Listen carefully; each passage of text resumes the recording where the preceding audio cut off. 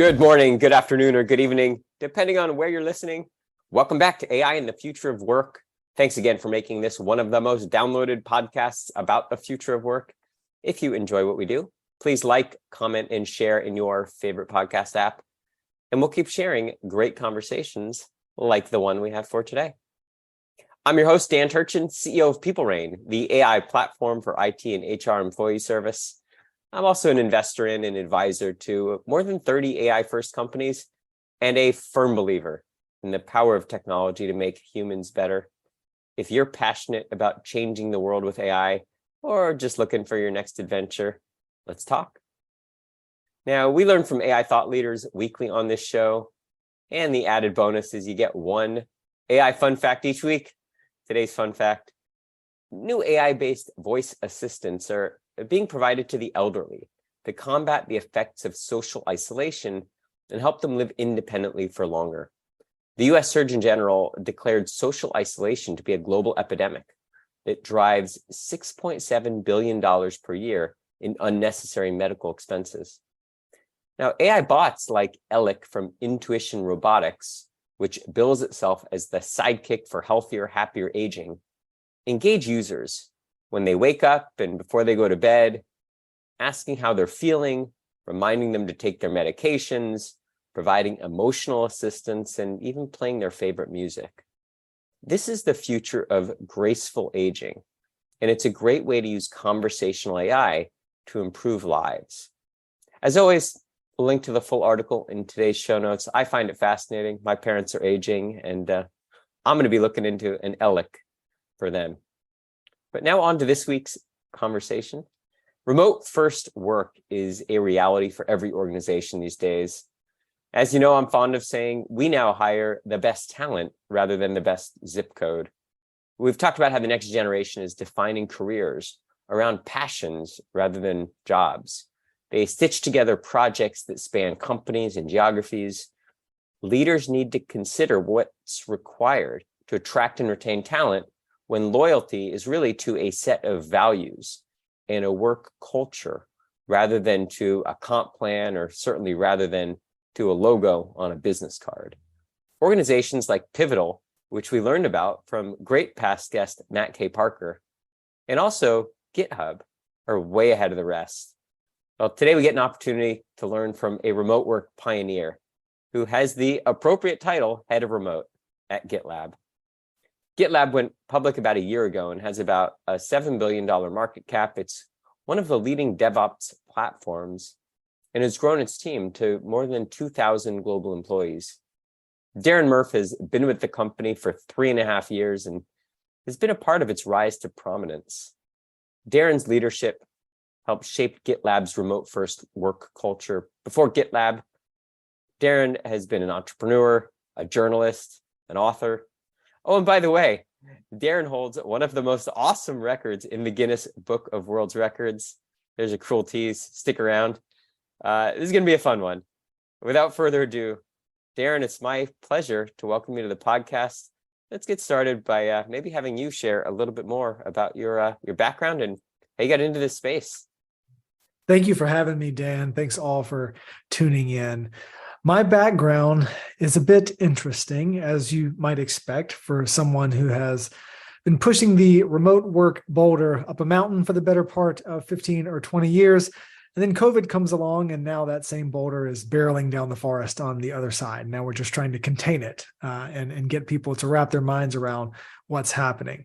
I've spent the bulk of my career building and scaling distributed teams. This was long before remote work was cool or acceptable or even understandable by many organizations. A lot of people think about their career as, what do I want to do with my life? And then they allow an HR department to tell them where they're going to live and where their family will be built. And this always seemed absurd to me. It never really meshed with my own personal values. And so instead, I optimized for the lifestyle I wanted to live. I wanted to travel, I wanted to explore cultures, and I wanted to build a great career. And so that narrowed my pool of people who I could work with people who were more progressive about the organizational design and how they would enable and empower remote teams. And so that building and scaling has involved editorial organizations like Engadget, and we can touch on that Guinness World Record, all the way up to GitLab today, an all remote organization. And when we went public in 2021, we became the first all remote company to do that. And that's a big deal in the world of distributed work. And even after all of that, I feel like we're just at the earliest stages of what will become the future of work. Managers who are stuck in the past often think that remote work is an impediment to productivity. And here, GitLab, a $7 billion plus market cap company with over 2,000 employees and a remote first work culture, has managed to be quite successful, letting employees work from the location of their choice and affording them some other benefits. What would you say to managers who say, just, it's a novelty, it's a fad, we had to do it because of the pandemic, but there's no substitute for face-to-face work? It all comes down to what you optimize for. So for context, GitLab was officeless from inception.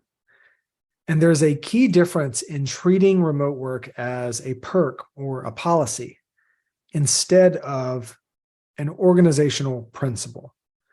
When you build your entire organization around the belief that we aren't going to have physical offices, instead, we're going to have as many offices as there are people, you go about things very differently.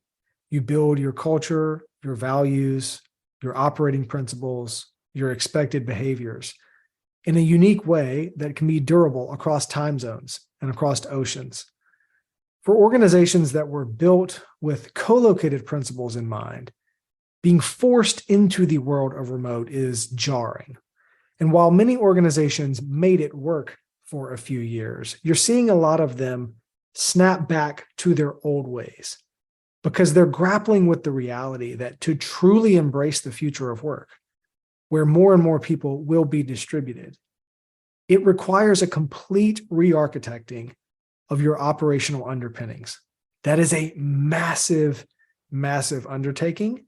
And a lot of organizations, I believe, aren't quite ready to swallow that pill.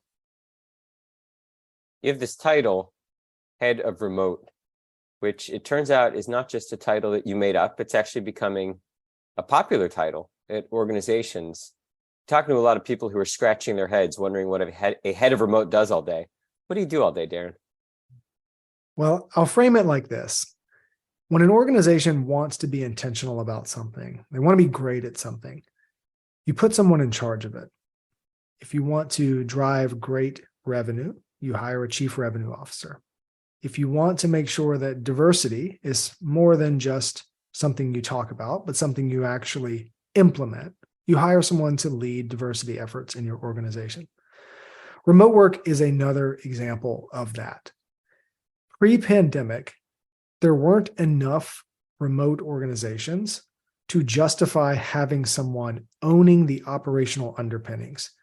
But post-pandemic, knowledge workers have realized that there's no putting the genie back in the bottle. Even for organizations that will call themselves hybrid, they are now firmly sitting on the remote spectrum. And I really believe that there's no such thing as hybrid. Your organization is either office first or remote first. You have to build for maximum durability so that your business, I should say, can operate even if no one is in the office or even if everyone is in the office. And if you want to do that right, you should put someone in charge of it. GitLab being an all remote organization, there are a lot of unique elements of working here. So my role is very dynamic. It's very cross-functional. I report into the CEO's chief of staff team, and it gives me latitude to reach across functions and touch the common thread across all departments, which is remote work. Even though our legal and comms and marketing and engineering teams speak slightly different languages and they use different tools to do their day-to-day work, when you're a fully global organization, that operational tissue has to be very strong to make sure that we can collaborate and be effective. So if I'm a kid out of college or a junior employee, in the past, the way I've become acculturated or become part of an organization is through osmosis, through hallway conversations, just kind of serendipity. I show up in a meeting, I show up early, I do things that help me understand the pulse, the heartbeat of the organization that often are accelerated or catalyzed by these in-person interactions. How do you replace that in a remote first culture? The secret to a great remote team is making the implicit explicit. And this is part of that audit process when companies are transitioning into remote. You have to be really careful to look at every element of your organization and ask, is this only learned via osmosis? Is this only transferred by being in the right place at the right time? Is this only transferred by being in the right clique or being in the right boardroom or being in the right floor or sacrificing the right family moment to be in the right meeting at the right time? You see where I'm going with this. When you write things down, you can scale knowledge much more effectively and frankly, much more inclusively. Documentation is a superpower in the remote first world. And this is a new concept for many organizations who are used to verbalizing over documenting. So that's a key difference in the future. We will see much more rigor around documentation and less around ad hoc or spontaneity, non-documented verbalization, which doesn't really scale across an organization and across time zones. All of that being said, the best remote organizations have ironclad in-person strategies. And this seems like a bit of a paradox. You would think that the remote organizations wouldn't care so much about in-person engagements, but in fact, it's quite the opposite. Remote organizations realize that in-person moments don't happen unless you plan them. And so not only do you have to plan them, but you need to be very intentional about what happens when you get people together. Look, remote companies are made up of humans. Humans are communal beings. We love being around each other. We love community. We yearn for this.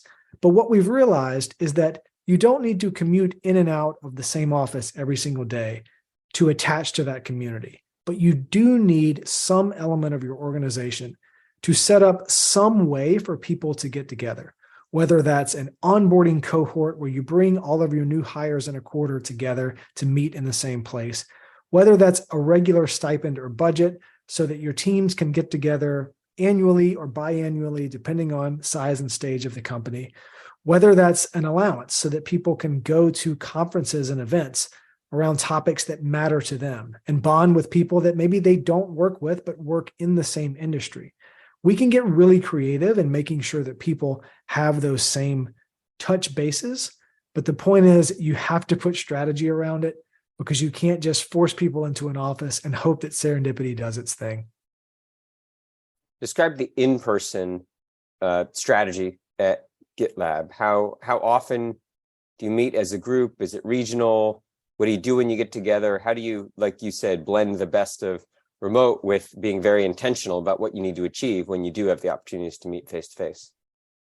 It's evolved over time. So pre-pandemic, as the company was growing and scaling, we got the entire company together roughly every 9 to 12 months for a company-wide summit.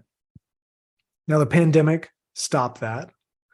And on the other side of it, we've experimented with a few alternatives. One was recently called a Get Together grant, where we granted people funds to put together ad hoc gatherings around the world. We put together some loose guidelines, but mostly we left it up to individuals to plan.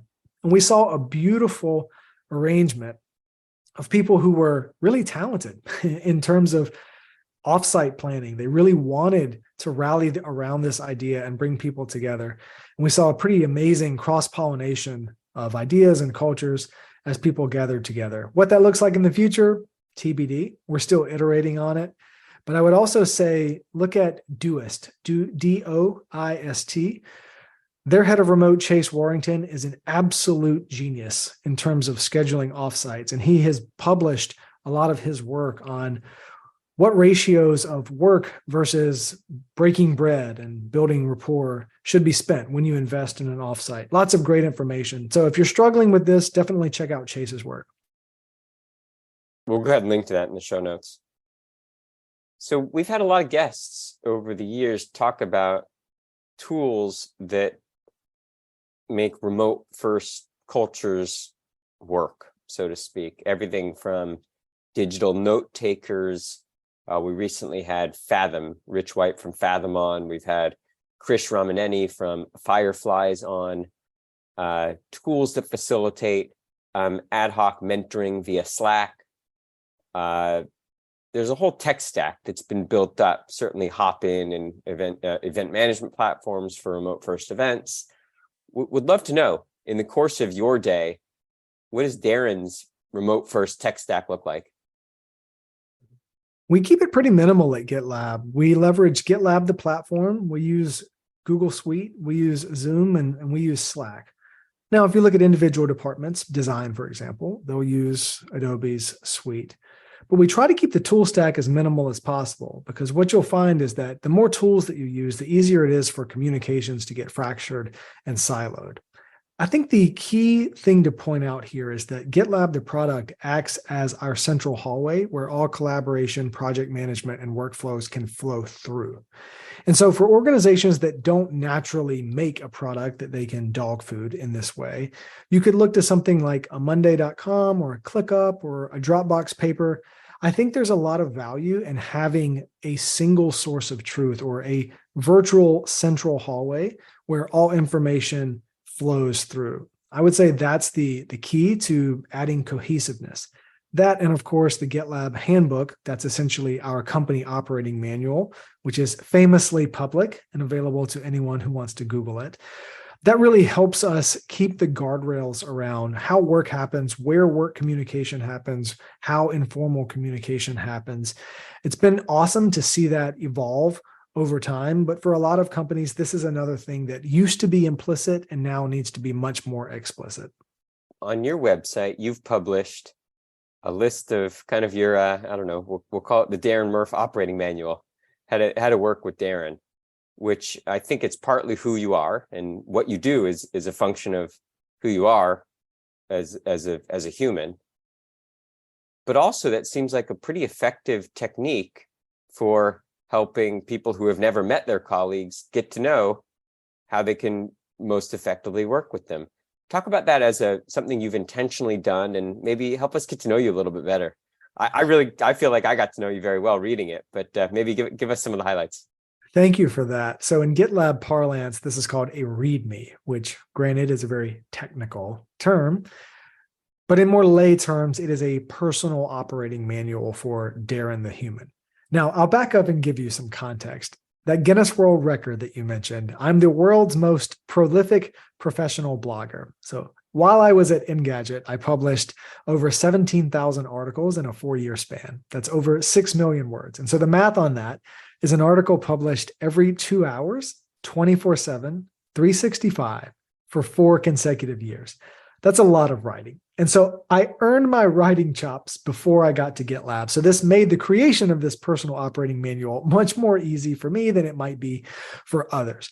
That being said, I think these personal operating manuals will become much more popular in the future of work because they're a way to create a shortcut to getting to know someone, something that would take 6 or 9 months of osmosis. You're able to glean in maybe 10 minutes of reading.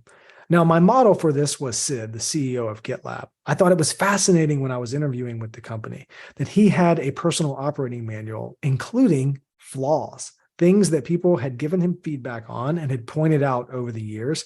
He was vulnerable enough to share that so that if you're operating with him, you'll know what he already knows and what he's working on. I thought this was a fascinating way to add and accelerate the relationship if you can understand the idiosyncrasies of others that you're working with. Now, of course, you need to be a decent storyteller and you need to be okay with being vulnerable. Culturally, this is not something that's as acceptable all over the world, but it works for me. And it's something that I've received a lot of great feedback on, that it has helped people get to know me a bit ahead of time, kind of break the ice in advance. And I think that's really important. It helps efficiencies in teams. It helps build rapport. And for introverts, it gives them a way to share themselves with other people without going through the process of, hey, verbalize who you are which we do on this podcast, but it's not super comfortable for everyone. I was clued into this term called identity stack by a dear friend of mine, Tyler Selhorn. Now, I had referred to this as a purpose portfolio, but I love the term identity stack. At its core, what it means is that I believe each individual has a purpose portfolio or an identity stack. This is a layer of things that make them who they are. And of course, this changes over seasons of life. And what's interesting about remote work is it has given us all permission to really question, is my identity stack ordered in the right way? Is there anything in that stack of things that is either out of order or has too much prominence or maybe not enough prominence? So if you ask me what's my identity stack, I would say I'm a spouse, I'm an adoptive dad, I'm a son, I'm a friend, I'm a man of faith, I'm a community member, I'm a guitar player, a bass player, I'm a traveler, I'm a hiker, and I'm also an operator at GitLab, roughly in that order. And for a lot of people, it's very refreshing to ask themselves, what is the stack?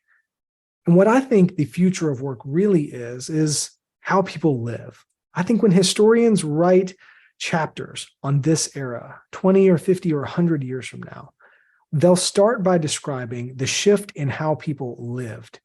And then they'll go on to talk about how it was enabled by the shift in how people worked. And what's interesting about that is right now, the global narrative is solely focused on where and how people are working. But I think the more interesting conversation is watching how people change how they design their lives, how they start integrating non-linear work days, even the little ebbs and flows, the small things throughout their day. We were able to adopt our son much more easily because we weren't bound by the rigidity of a 9-to-5. So I look at this, something that matters a lot to me, and I think, wow, what kind of impact could humanity have on the orphan crisis just by giving people more freedom and flexibility over the time that they spend at work? That is amazing. And I'm sure there are a lot of other things that could be impacted by this as well.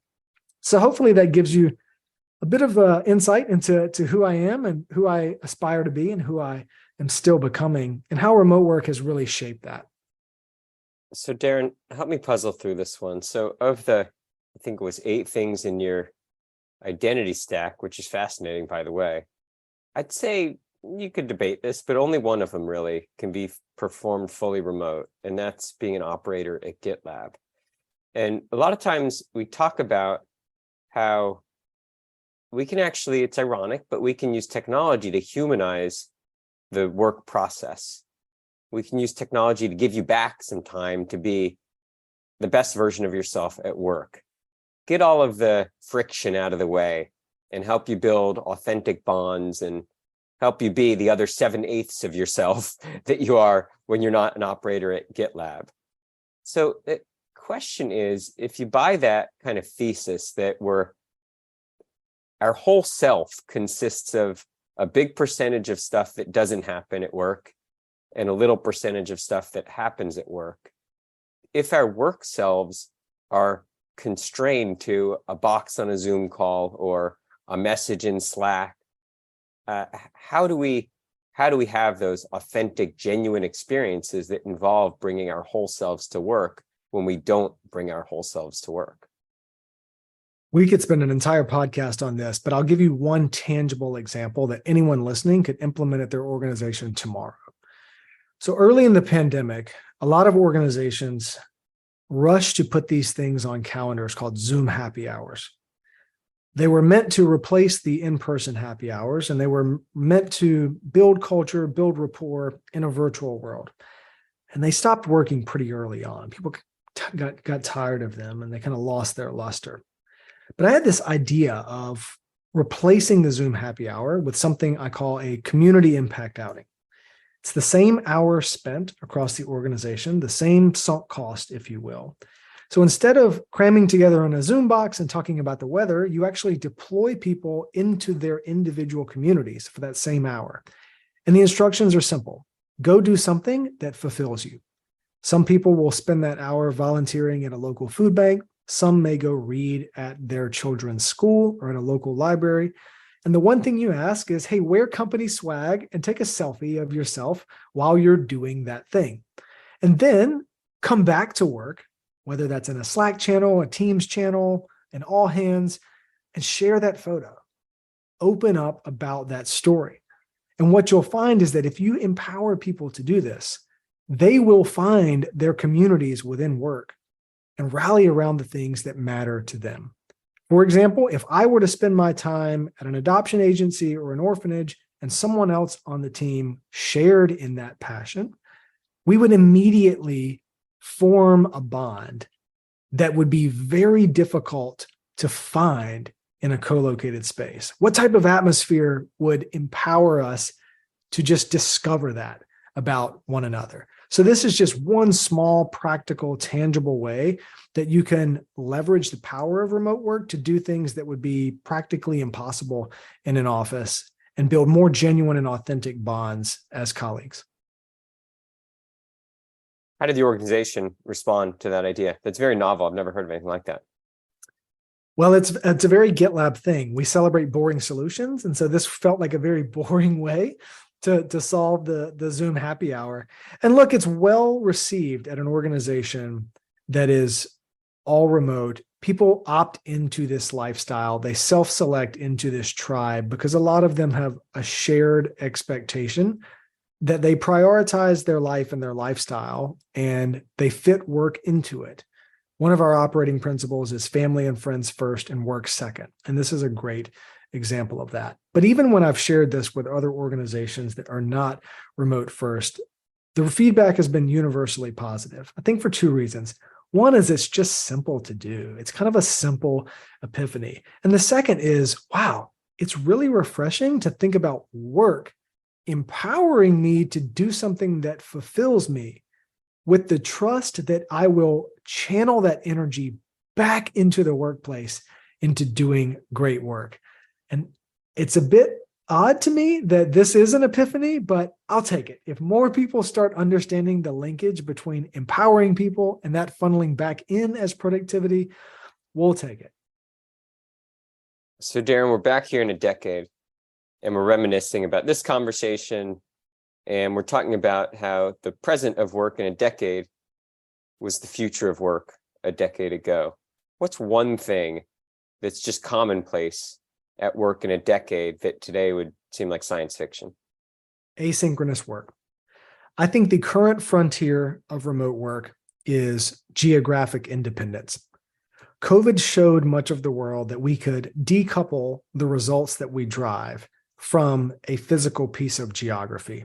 And that's an amazing accomplishment for us as a society. But the next frontier of remote work is far more impactful, and that is time independence. This is decoupling the business results from linear space and time. Now, this requires organizations to upend their operational processes, install new tools, install new workflows, install new learning and development and upskilling, such that we get great at moving work forward independent of having two or more people online at the exact same time. As the world becomes more distributed and as work spreads out, this will become an essential function of a highly performative remote environment. And I think in 10 years, this will just be second nature. All of us now are totally comfortable having long, rambling, years-long text conversations, where before we might say we needed that synchronous phone call. I think the same thing is going to happen with work. It feels a bit forced and odd now to move massive projects forward asynchronously, but in 10 years, I think many people will feel much more comfortable moving work forward this way, especially when they start leveraging the redesigning of their lives that is enabled by doing work differently. You mentioned you're an adoptive father. What's your advice to your kid who's going to be introduced into that world of asynchronous world first? That will be the only world of work that your kid knows. What would you encourage them to learn? What skills should they cultivate that might not have been part of the traditional learning system? My main advice is going to be, don't let preconceived notions shape the ceiling that you tackle life with. It dawned on me a few weeks ago that there was a point in my life where if my mother asked me what I did for a living, I could answer, I write words on the internet. Now, when she was born, that sentence would have made absolutely no sense at all. So what sentence like that is my son going to utter to me in a few years that I will have no idea how to respond to? And so the point is, I've seen technology move so fast that it has literally created the impossible. And so my advice to him is going to be, listen to what I've learned, take my experience to heart, but don't let it be a ceiling for you. Don't let it be a cap. Because the truth is, even for us that live on the bleeding edge and we're trying to peek around and see the future, we're still going to be blown away. And that gives me a lot of hope. Darren, we're about out of time, but I'm not letting you off the hot seat without answering one last question for me. So we learned about your Guinness World Record. Quite impressive, I might add. So at what point in your career as a blogger at Engadget did you say, you know what, I am a prolific blogger? And just talk us through the, I don't know, the Guinness Book of World Records is just shrouded in all kinds of mystery. Unpack it for us. How'd you discover that it was something that should be evaluated? And what's the process of getting ultimately memorialized in that hallowed book? There was a 24-hour span in a January many years ago where I composed and published 58 articles. And this was during the Consumer Electronics Show. Anyone in the tech space will be familiar with CES annually in January in Las Vegas. And it was at that moment that one of my fellow editors came up to me and said, Darren, I have no doubt you have written more on the internet than anyone else in the world. And I just kind of blew him off. Like, hey, I got words to write. Get out of here.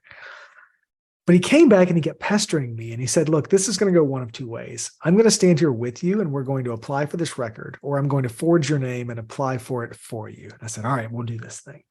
So we go through the process of applying online, and a few weeks go by and I get an email from Guinness and they say, hey, this record that you've applied for, it seems really interesting. We're going to pursue it. What that means is they put a team of 6 people on the case and they try to disprove my claim. So during this 6-month process, I had to provide all sorts of back-end reports to make sure that these words were actually me. They weren't artificially generated, that I was actually compensated for them. It was an ordeal. And after 6 months, a plaque showed up in the mail from the office in London, I believe it was. And it was a Guinness World Record. And so the mystery that I've unshrouded here is that they don't just give these things out. They are hard earned and hard won. They put actual teams on the case to make sure that when records are submitted, they are vetted thoroughly. And to this day, the record still stands. And I think it will stand for a very long time, because the prolific side of this means that the time element is of the utmost importance. And so I'm proud of the record. It has stood for over 10 years. And you know what? If any of your listeners ever go out and beat it, kudos to them. I'll still be able to say that I invented the record, and I can hang my hat on that. Darren, I got to challenge you on that. It must be the case that you've got a worthy competitor in ChatGPT. How do you feel about the fact that ChatGPT will most definitely become the most prolific blogger in the world? Kudos to that. I think they will differentiate between the human and the human or artificially generated. So we'll have to see. I think there's a record in the making. Maybe the Guinness team is listening to this and they can parse it. We'll park that on the list of topics for our next conversation. What do you say? Sounds great, Dan. Hey, Darren, this has been such a pleasure. In over 170 episodes that we've published, we've never learned what's required to get into the Guinness Book of World Records. So thank you. You've done a service to our whole community. It's a pleasure, Dan. Thanks for having me. You bet. Darren, where can our audience learn more about you and your work? You can follow me on LinkedIn. I'm Darren Murph. That's like Murphy with no Y. Or you can find me on Twitter at Darren Murph. Hey, Darren, this has been such a pleasure. Thanks for hanging out, and look forward to continuing the conversation soon. You bet. Thank you, Dan. Godspeed. Be well. Gosh, that's a wrap for this week on AI and the future of work. As always, I'm your host, Dan Turchin. And of course, we're back next week with another fascinating guest.